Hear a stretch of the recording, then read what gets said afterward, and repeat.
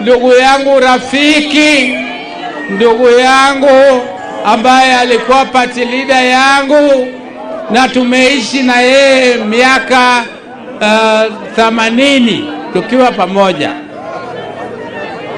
Jodala wa poda yuago Raila. Okungeni poda yuago Raila.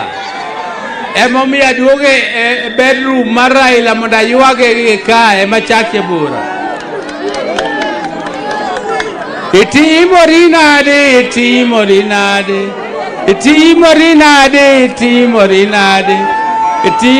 nade okeu gatinga itimori nade.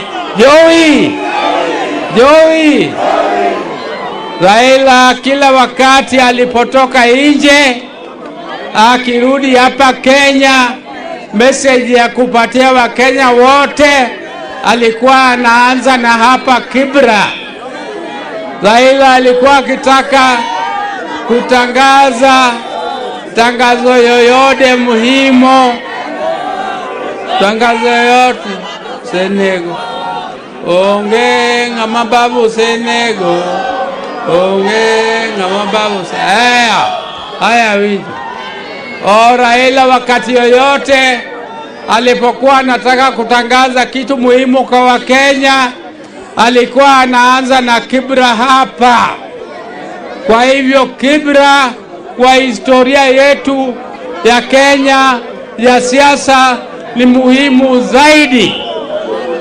Hata wakati tulikuwa tunafanya demonstrations, Kibra ndio ilikuwa line ya mbele kwa kufanyia Wakenya demonstrations ya kupata uhuru. Kwa hivyo watu wa Kibra, mimi nilionea ya kwamba nianze mikutano yangu zote za Kenya hapa Kibra siku ya leo kwa makumbusho ya Raila, kwa sababu hii ndio ilikuwa bedroom yake. Sisi tumetoka Kilifi jana na tuliporudi hapa Nairobi niliamua mkutano yangu ya kwanza ya hadhara itakuwa hapa Kibra. Na hii mkutano maana yake na umuhimu yake umuhimu ya hii mkutano ni ya kwamba sisi tumeamua tukiendelea mbele vile baba Raila Amolo Odinga alituacha kwa broad based government.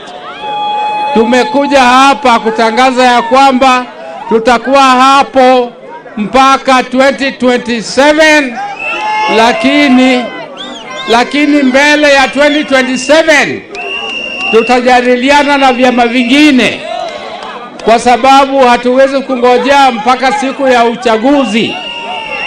Ni lazima sisi kama chama cha ODM tujitayarishe, na tunaweza kujitayarisha tukiwa tumekuwa na umoja. Na sisi lazima tuendelee pamoja, na hatuna nia ya kufukuza mtu yoyote kwa chama. Mtu akitaka kutoka kwa chama aondoke mwenyewe, anaondoke peke yake.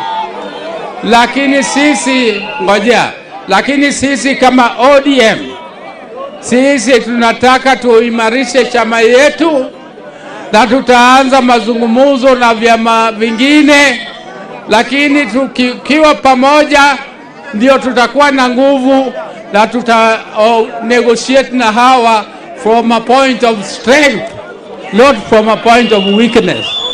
Sisi ndio chama kubwa. Sisi ndio chama kubwa Kenya mzima kushinda vyama vingine vyote. Hatuwezi kwenda kwa mesa kuongea na wengine tukiwa wanyonge. Tukiongea sisi tutaongea kama chama shujaa, chama kubwa, chama ya Raila, na tutaweka kila kitu kwa meza. Hii serikali tulikuwa naye Raila alituweka, walikuwa wanyonge, walikuwa karibu kuanguka. lakini tukiendelea mbele sasa tutakuwa na chama kwa serikali ambaye sisi pia tutaunda, kwa serikali ambaye sisi pia tutakuwa na sauti zaidi, na serikali ambaye sisi tutakuwa na haki ya kudemand haki zetu. Kwa hivyo ndugu zanguni, na wangapi wamekubali tuendelee kuimarisha chama yetu ya ODM? Wangapi wamekubali? Wainua mkono. Mbona watu wa nyuma huko hawainui mkono? Asante. Mimi leo nina furaha tele kwa sababu inaonekana watu wa Kibra wana hamu ya mkutano. Hawajakuwa na mikutano ya hadhara kwa muda mrefu, ndio mimi naona watu wamekuwa na agility kubwa, lakini mbele hivyo tutaendelea kwa pamoja. Asante sana na Mungu awabariki. Mungu sasa wale